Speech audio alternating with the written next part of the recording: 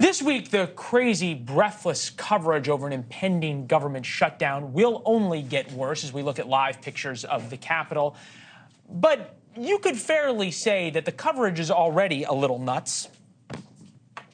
The clock is ticking to avoid a government shutdown with less than a week to go. The paychecks of millions of federal workers hang in the balance. In less than a week, much of the federal government will shut down if Congress does not provide more money for it to operate. To avoid a shutdown by Saturday night, that means Sunday morning, October 1st.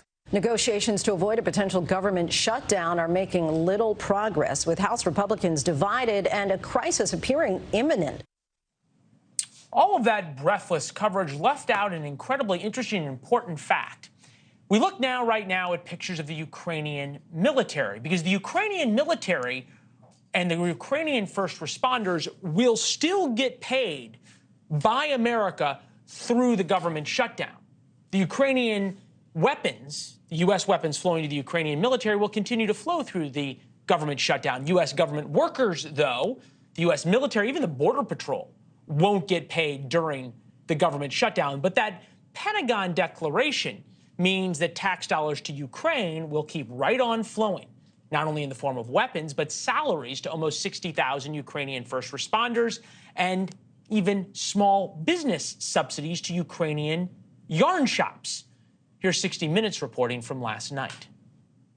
We were surprised to find that to keep it afloat, the US government is subsidizing small businesses, like Tatiana Abramova's knitwear company. In other words, as we count down to a government shutdown, the Biden administration has figured out a way to keep us subsidizing, among other things, Ukrainian yarn shops. Here now, NewsNation contributor Mick Mulvaney. I see you smiling. It would be kind of funny if it wasn't true and serious. You know, it is. Sometimes you just have to smile in this town. But yes, I think what you've sort of exposed is the fact that the administration that's in charge has a great deal of control over what a shutdown looks like. I ran the Office of Management and Budget for Donald Trump in 2018, 2019, and ran that government shutdown. It looked very, very different than what the shutdown looked like under Barack Obama in 2013, and it will look very different than what a shutdown looks like if we go into it this weekend. It's really sometimes sad, if it's not so funny, about how much politics can influence what a shutdown looks like. What do we make of the coverage of the shutdowns, that no matter who is in Congress and no matter who is in the White House, Republicans get blamed? Yeah, you know, I didn't pay attention back in the 1970s, but there are actually 5 government shutdowns during the 4 years that Jimmy Carter was president, and the Democrats controlled the House and the Senate, and my guess is that was probably the Republicans' fault as well. It just is. It's part of being the party of small government, right? The party that cares about spending, about how fast government is growing, government as a necessary evil as opposed to government the Democrats think will be a savior of all your problems and so forth. I think there's a sort of a basic philosophy, but there's also some media bias to it. We can sit here and argue about whether Republicans are still the party of small government and exactly how fiscally responsible past administrations have or have not been. Sure.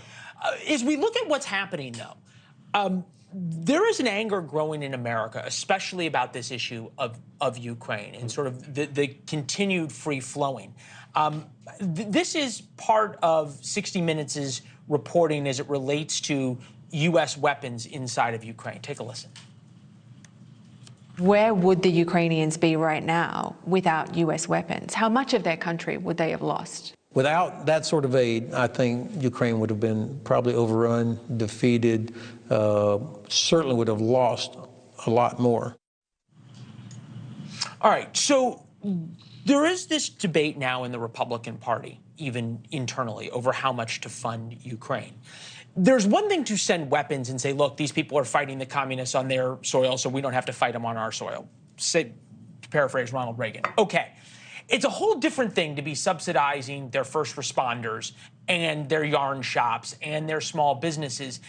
At what point would sort of all Republicans be wise to begin calling calling foul on this? Now, I think is the right time to have that conversation, because keep in mind, you haven't even mentioned the biggest ticket item, which is the rebuilding of Ukraine after the war, which my guess is probably going to fall to us as well. I think what you're seeing is the natural sort of evolution here. Everybody was sort of caught up in this to begin with. Now, you're a couple years in, the numbers are really, really significant. There's a real question about corruption. Is the money getting where it needs to go? And I think now is the right time to start having these conversations. Thanks for watching. Go to newsnationnow.com to find NewsNation on your television provider. And don't forget to subscribe. Click the red button to get more of NewsNation's fact-driven, unbiased coverage.